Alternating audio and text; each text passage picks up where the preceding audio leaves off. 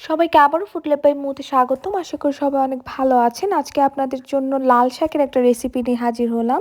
এটা আসলে আমাদের বাসায় করা হয় এবং মায়ের কাছ থেকেই শেখা। তো এটা বানানোর জন্য প্রথম এবং প্রধান উপকরণ যেটা লাগবে সেটা হচ্ছে লাল শাক লাগবে। তো আমি অল্প একটু লাল শাক নিয়েছি, কুচি করে নিয়েছি খুব ভালো মতো। যদি আরও কুচি করে নিতে পারেন তাহলে আরও ভালো হয়, কিন্তু কোনো সমস্যা নেই একটু বড় থাকলেও। তো এখন যেটা করব, প্রথমে অল্প একটু তেল নিয়ে নিব এবং তেলের মধ্যে আমি লাল শাকের পরিমাণ বুঝে কয়েকটা মেথি দিয়ে দিব, আস্ত মেথি। আসলে যেটা বানাবো আজকে সেটা হচ্ছে লাল শাকের টক, বা সিলেটি ভাষায় আমরা লাল শাকের ট্যাঙ্গাও বলে থাকি। তো মেথিটা দিয়ে দিলাম ফ্লেভারের জন্য, অনেক সুন্দর একটা ফ্লেভার আসে। এবং তারপরে অল্প একটু রসুন বাটা দিয়ে দিলাম, যেহেতু আমার লাল শাকের পরিমাণটা কম তার জন্য অল্প একটু দিয়েছি। এবং তারপরে দিয়ে দিচ্ছি কুচো চিংড়ি, বা যে কোনো চিংড়ি যদি থাকে সেটা দিয়ে দিচ্ছি, বা ছোট মাছও দিতে পারেন, তবে চিংড়ি দিয়ে বেশি খেতে ভালো লাগে। চিংড়ি দেওয়ার পর আমি অল্প একটু লবণ এবং হলুদ গুঁড়া দিয়ে কিছুক্ষণ ভেজে নিব।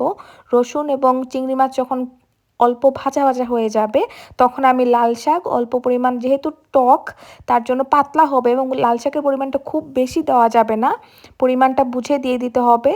তো আমি দিয়ে দিলাম, অল্প একটু লবণ দিয়ে দিলাম, কিছুক্ষণ ভেজে নিব। 3 থেকে 4 মিনিটের মতো ভেজে নিলে আসলে লাল শাকের একটা গন্ধ থাকে, সেটা কাঁচা গন্ধটা চলে যাবে এবং ভাজা হয়ে যাবে।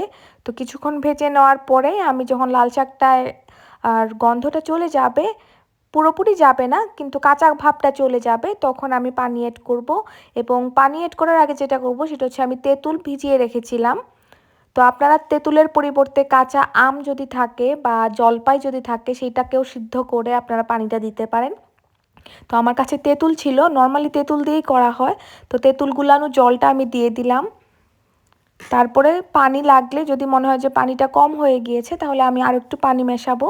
তো আমার আর একটু পানি লাগবে।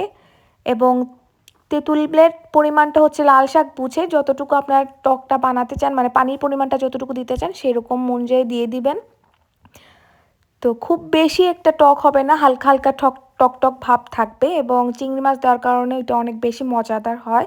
আর ঝালের জন্য আমি একটা কাঁচামরিচ চিড়ে দিয়ে দিলাম। আসলে টক জাতীয় খাবার খুব একটা ঝাল হয় না।